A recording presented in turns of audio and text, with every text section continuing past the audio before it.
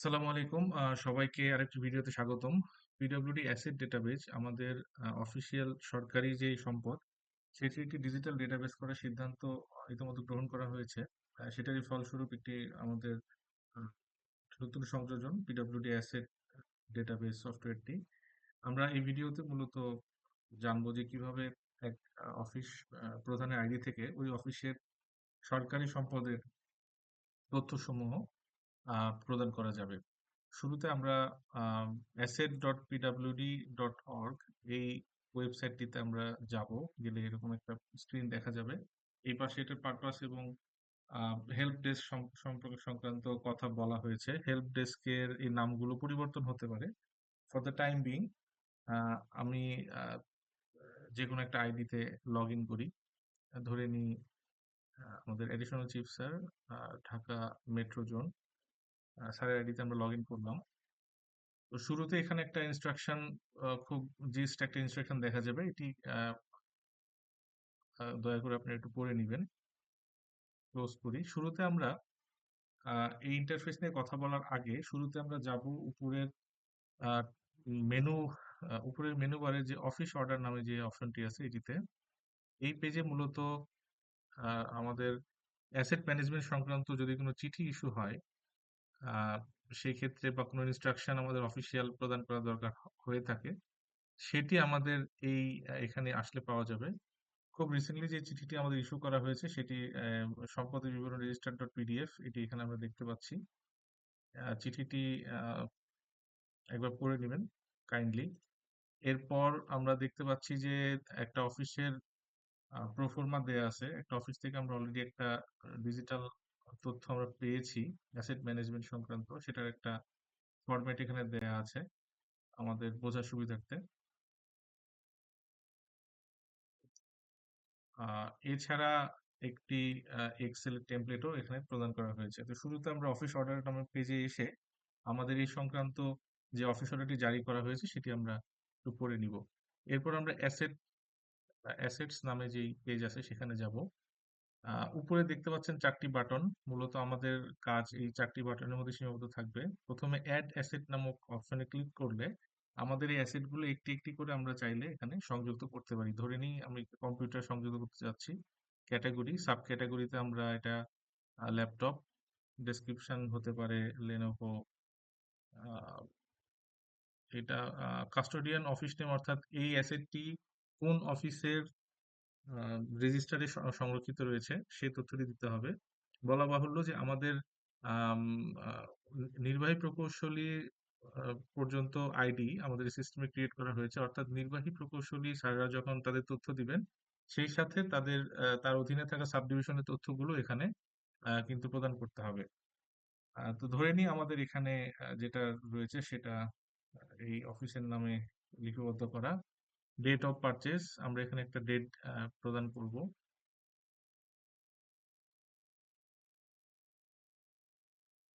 Condition, এটা কি ব্যবহারযোগ্য রয়েছে নাকি অযোগ্য, এটা ব্যবহারযোগ্য যদি রিমার্কস থেকে থাকে সেই রিমার্কস দিয়ে আমরা এটি অ্যাসেটটি সেভ করব। আপনারা দেখতে পাচ্ছেন অলরেডি কম্পিউটার নামের যে টেবিল সেই টেবিলে এটি যুক্ত হয়ে গেছে। এডিট নামে যে বাটনটি রয়েছে ডান পাশে ক্লিক করলে এই পার্টিকুলার এই মানে এই অ্যাসেটের তথ্যটি আমরা হালনাগাদ করতে পারবো। তো এটি গেল একটি একটি করে যদি আমি এখানে ইনপুট দিতে দিতে চাই সেই ক্ষেত্রে সিস্টেমটা হবে এমন। আর বাল্ক এন্ট্রির জন্য, অর্থাৎ একসাথে যদি আমি সব ডাটা দিতে চাই বা একসাথে যদি আমরা অনেকগুলো ডাটা দিতে চাই, সেই ক্ষেত্রে প্রথমে এক্সেল টেমপ্লেটটি আমরা ডাউনলোড করে নিব।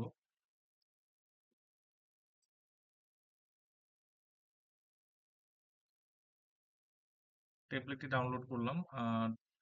টেমপ্লেটটি আমরা একটু দেখি। এনেবল এডিটিং, ওকে।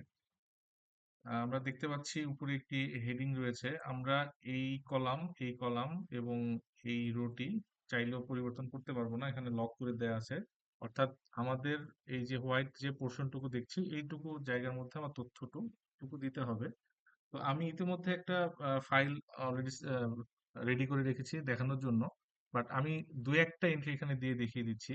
ধরে নিই আমি প্রথম অফিস ইকুইপমেন্টের পর এখানে দিতে যাচ্ছি আসবাবপত্র। সাব ক্যাটাগরি থেকে আসবাবপত্রের সাব ক্যাটাগরি সিলেক্ট করব। এখানে একটা বর্ণনা আমরা দিতে পারি। চেয়ার 1, এটি কোন অফিসে রয়েছে? এটি আমাদের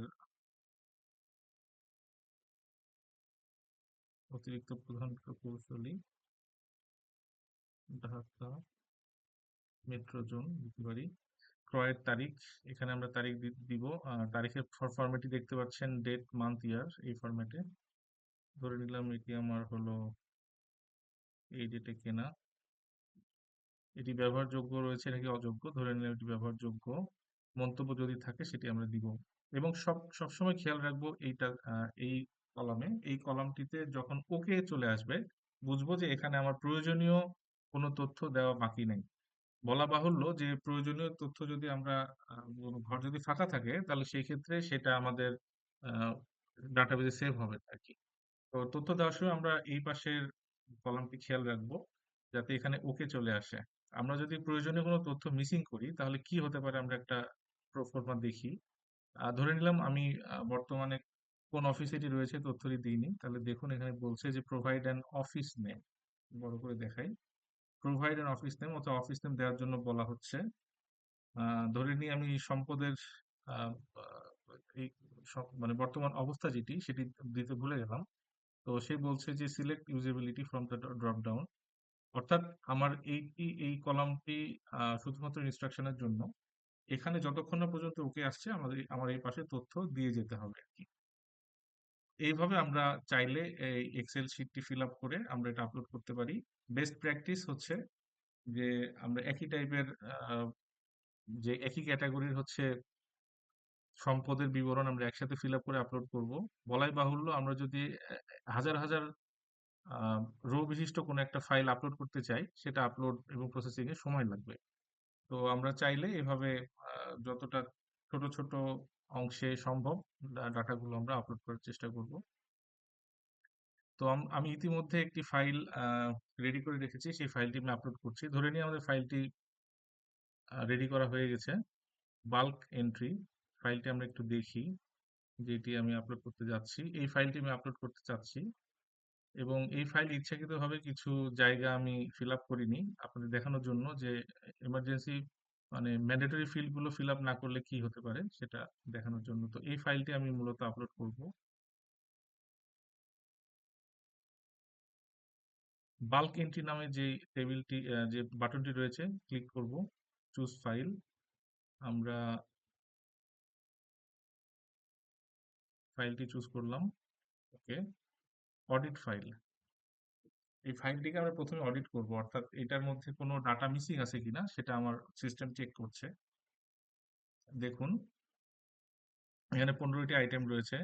এখানে অলরেডি উপরে একটা মেসেজ দিচ্ছে, number of rose need attention 3, অর্থাৎ 3টা রো আছে যেটা আমাদের এখানে ডাটা প্রদান করা প্রয়োজন। যেমন এইটাতে অডিটে বলছে custodian office name is required, অর্থাৎ যে অফিসে আমার এই মেটেরিয়ালটি রয়েছে, যে অফিসের রেজিস্টারে, সেই অফিসের নামটি দেয়া নেই।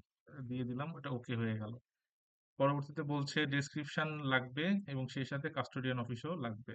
আমি এটা ডেসক্রিপশন দিয়ে দিলাম, এটা ওকে হয়ে গেল।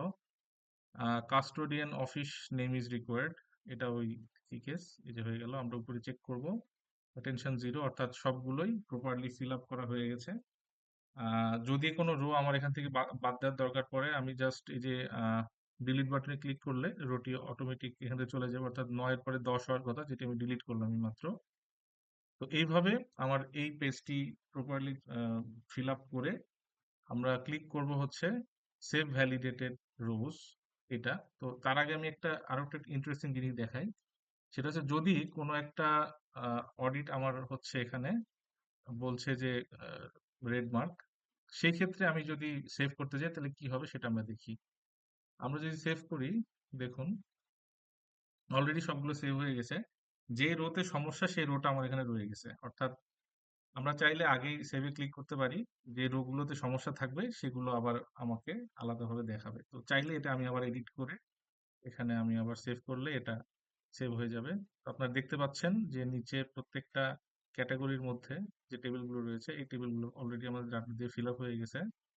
আহ পরবর্তীতে কাজ হলো আমার এটার ডাউনলোড ডেটা বাটনে ক্লিক করলে এই সব ফুল লিস্ট এটা একটা এক্সেল হিসাবে আমি এটা পেয়ে যাব।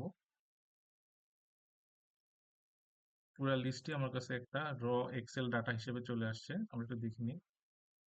এটা হচ্ছে সেই এক্সেল ফরম্যাট, অর্থাৎ এটার মধ্যে সব তথ্যই রয়েছে। আহ, যদি কোনো একটা রো ডিলিট করা দরকার পড়ে, তো সেই রোটা আমি এখানে সিলেক্ট করব, অর্থাৎ যে কোনো একটা অ্যাসেট ধরে নিই, এই অ্যাসেটটা ডিলিট করতে হবে, এইটা এটা তিনটা সিলেকশন করলাম, করে আমি সফট ডিলিট করব। অলরেডি এটা ডিলিট হয়ে গেছে, আপনার সিস্টেম থেকে এটা আউট হয়ে গেছে আর কি।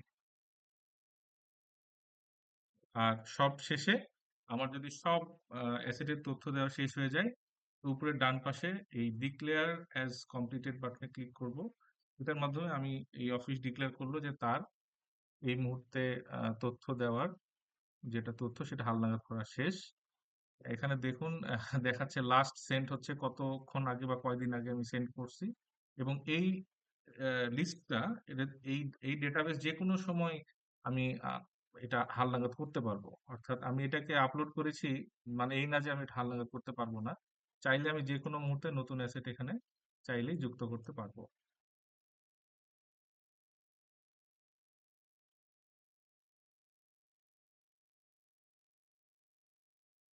নতুন অ্যাসেট যুক্ত হয়ে গেছে। তো মূলত এই ছিল ভিডিওর বিষয়বস্তু। আহ সবাইকে ধন্যবাদ।